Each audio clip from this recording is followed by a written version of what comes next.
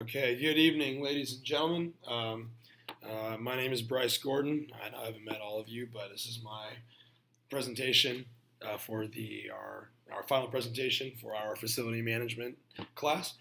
And let's go ahead and jump right into it and get started. So the title of my presentation obviously is "Bump It, Don't Dump It" by Bryce Gordon. So the event name and main concept. So obviously, as you can tell from the title slide, the event name is Bump It, Don't Dump It. If there's any volleyball players in this class, you'll understand the reference. Bumping is it's like serve receive. It's passing a ball. It's like the first thing you do after a serve. And then the dump it part has kind of a twofold meaning. There is a move in volleyball where as a setter, instead of actually setting a ball to the hitter, you can tip it or dump it over the net. It's kind of like a sneaky play that gets you a point. And it also kind of works in this thing because I'm trying to raise ocean ecology awareness.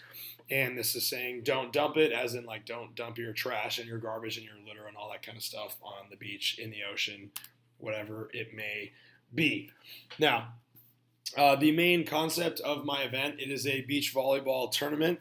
I'm a volleyball player myself, and so I played volleyball at Concordia University before I started my master's program here, and I play beach volleyball now as it is. It's a great sport.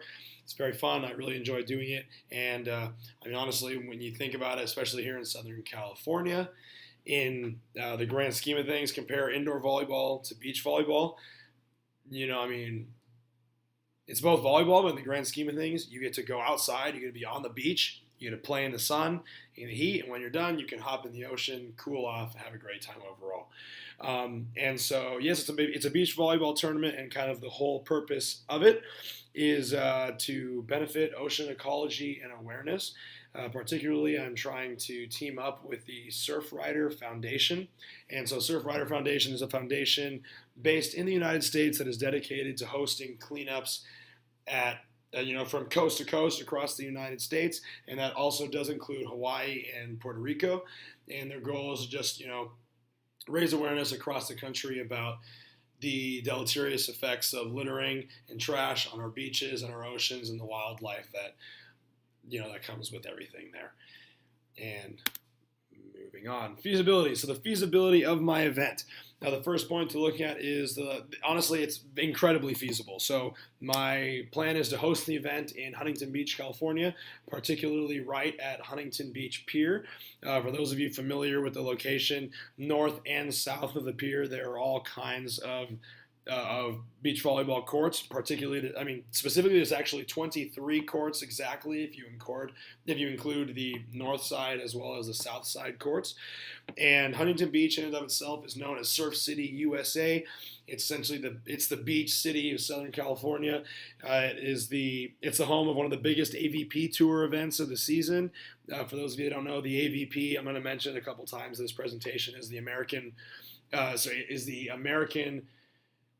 Association of Volleyball Professionals, which is the professional beach volleyball organization and the main professional beach volleyball circuit. And now, on top of location, we also have the diversity in the sport.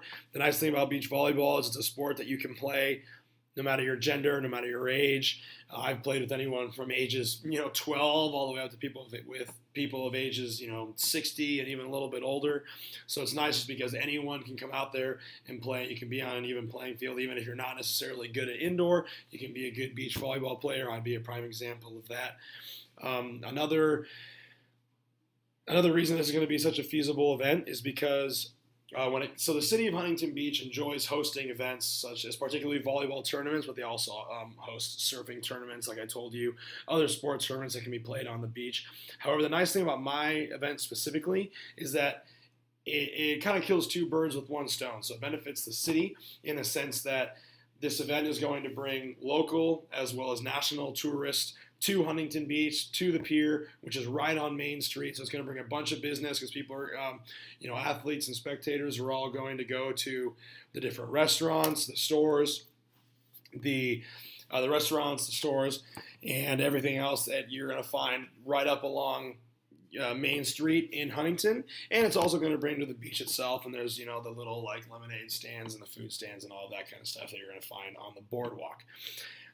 Furthermore, so kind of to sum that up, relating to the city, the beach equals tourism, which equals money for the city. Overall, that's just kind of the simple, clean-cut way to put it.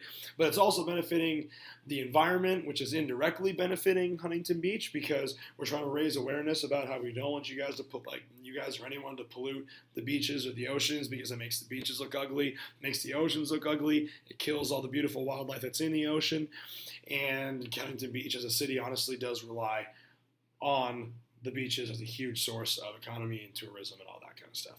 And finally, the culture. The culture of Huntington Beach, for those of you that have been to Huntington Beach, have lived in Huntington Beach, have spent a lot of time in Huntington Beach, understand that the culture in Huntington Beach revolves around the beach, revolves around volleyball, revolves around surfing, and all of that. And a big part of that is because the beaches in Huntington are beautiful. It's nice to be around there. Everything's clean. Everything's blue. The air is nice and clean. I come from Shanghai, so I pretty much know the exact opposite of what clean air looks like. And it will all contribute to the overall feasibility of my event. Now, for a SWOT analysis of my event. The strengths, as I mentioned before, diversity. Doesn't matter how old you are, doesn't matter if you're a boy, girl, man, woman, whatever it is. You can play beach volleyball, you can enjoy beach volleyball, you can be good at beach volleyball. The location, Huntington Beach, California.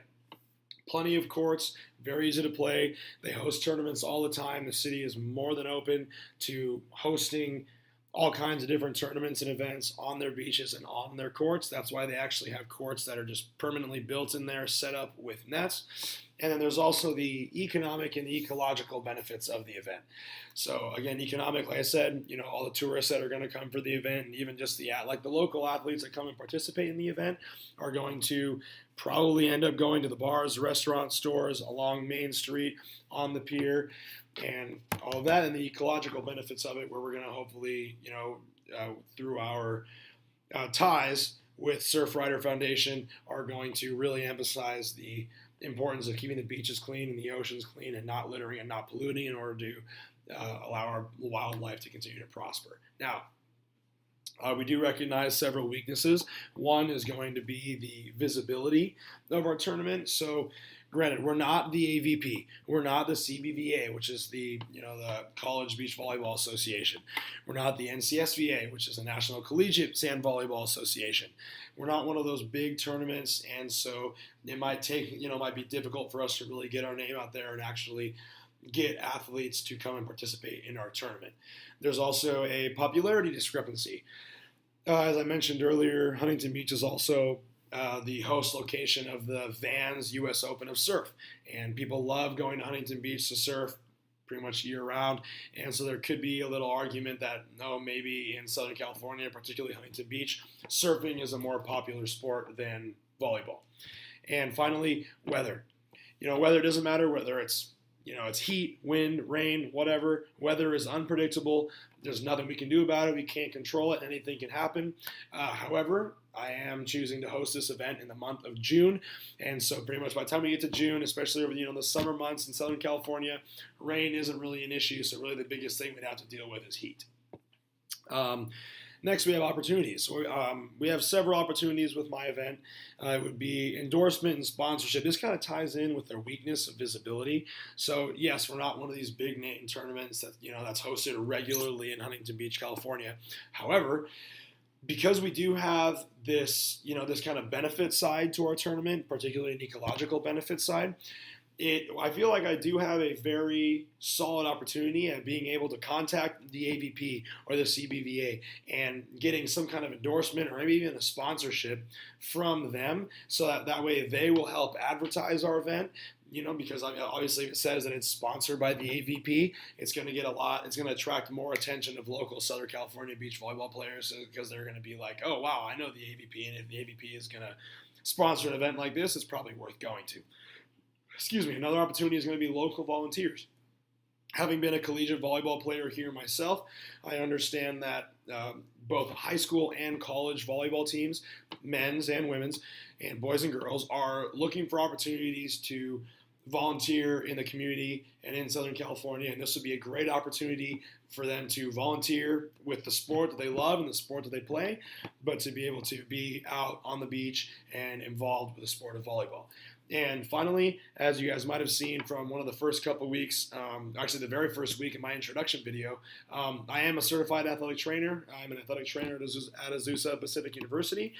And this event, because it is a beach volleyball tournament, beach volleyball is a sport, it would provide a good opportunity for local colleges to actually send some of their athletic training students as employees to our tournament in case anyone gets hurt.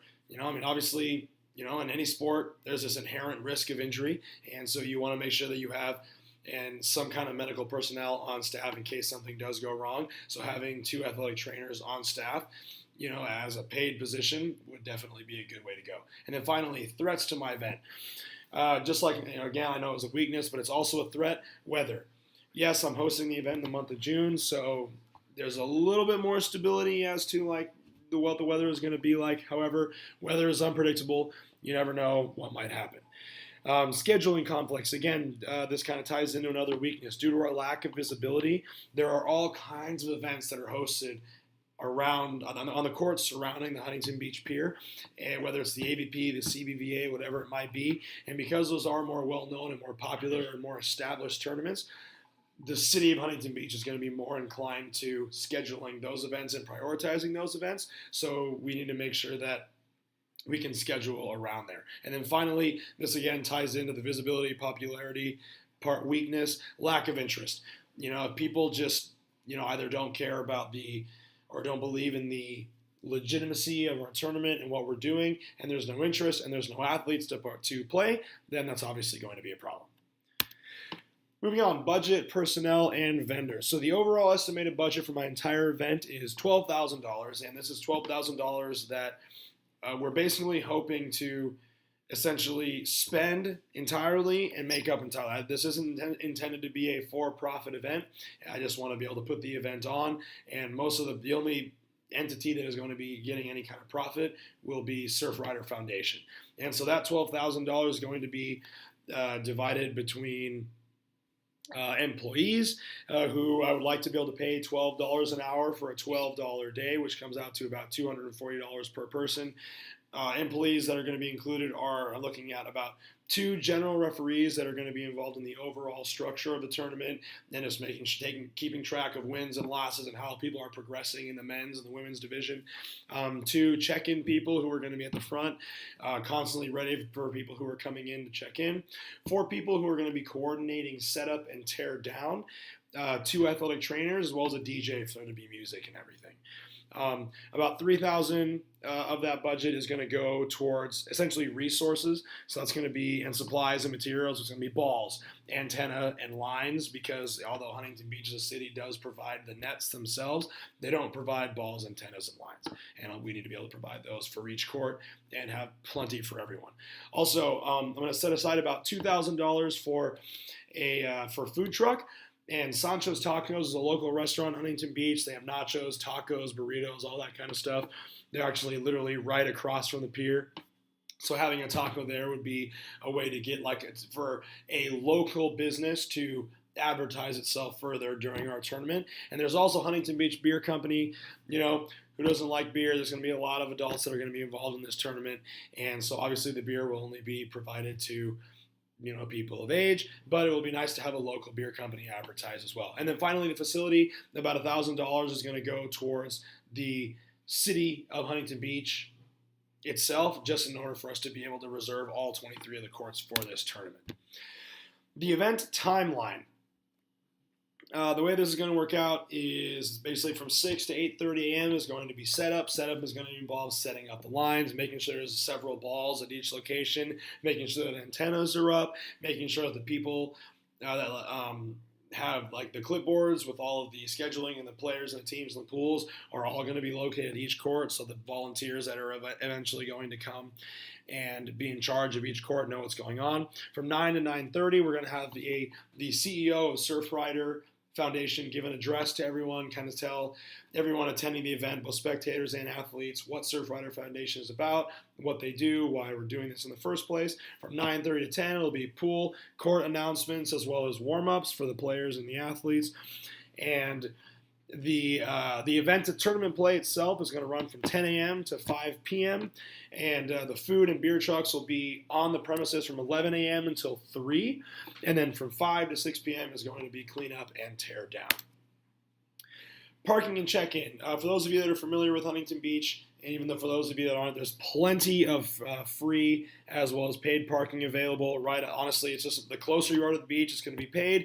If you're willing to go a little bit farther away, it'll be free, like into the neighborhoods and stuff. But honestly, you really shouldn't have to go any more than a mile to get from where you park to the beach itself. You are going to have to transport yourself, spectators, athletes, anyone. You need to get yourself to the event. This is just a state beach. That's just kind of how it's going to be. And we, just in case you guys are wondering, we will not be getting any of the profit from the paid parking. That will all go towards the city as it would be any other day. There's going to be a check-in tent. So the way it works out is that there's Huntington Beach Pier, and then there's a staircase running down towards the beach on either side of the pier. And there's going to be, basically right where those two staircases converge, there's going to be a tent with 2 employees sitting there who are going to be checking in all of our athletes. The cost is going to be $30 per player, which would be 30, 60, 90, about 120 per team. Or sorry, 120 per foursome, 60 per team. $20 is going to come to us to help cover the costs that I mentioned earlier up in the budget, and then $10 is going to go directly to Surf Rider Foundation, since we are doing this in support of Surf Rider Foundation anyway. And finally, the last point that I want to get into is sponsorships. I wanted to emphasize Surf Rider Foundation more as a sponsor as compared to a vendor, because Surf Rider Foundation isn't necessarily there to sell anything to the athletes or the spectators. Surf Rider Foundation is going to have a huge booth kind of right front and center next to the main courts, and actually literally right next to the main court where the 2 championship games for men's and women's will be going on. And they're going to be providing just kind of, general information on what Surf Rider information is. They're going to have some swag to kind of give out to everyone, t-shirts, cups, business cards to get in touch and how to actually get involved in one of the beach cleanups. And then we are also, another sponsor is going to be the City of Huntington Beach. I'm hoping that I can actually get the City of Huntington Beach to be an actual sponsor of the event because of the ecological benefits that our event is bringing. So granted, it's not just like another tournament, whatever, we'll pay the city and we'll go from there. Because I feel like this is going to bring long-term environmental benefit to the city, my hope is that I can be able to present it in such a way to the City of Huntington Beach that they will actually sponsor us, and that sponsorship would my hope would be either waive our fee to reserve the courts overall, or at least get us a good discount. Furthermore, I would also like to get some kind of sponsorship or endorsement from the AVP or the CBVA, because, as I mentioned earlier, visibility is going to be a problem for me because not a lot of people know who I am, and if I just randomly host an event, people are going to be like, oh, who's this guy? Oh, what's this event? But if I have the AVP or the CBVA and their logo attached on my marketing and my posters and all of my emails and that kind of stuff, people might have a little better interest.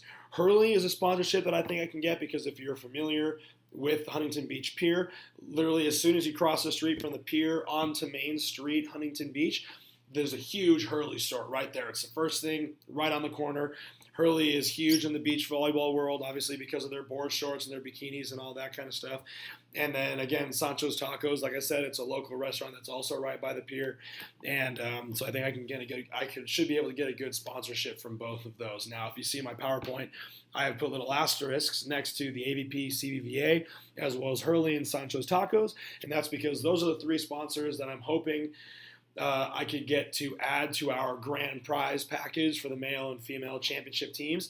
And the way that I kind of see it working out would be the AVP or the CBVA would provide a beach ball, whether it's a Wilson ball or a King of the Beach ball, either way.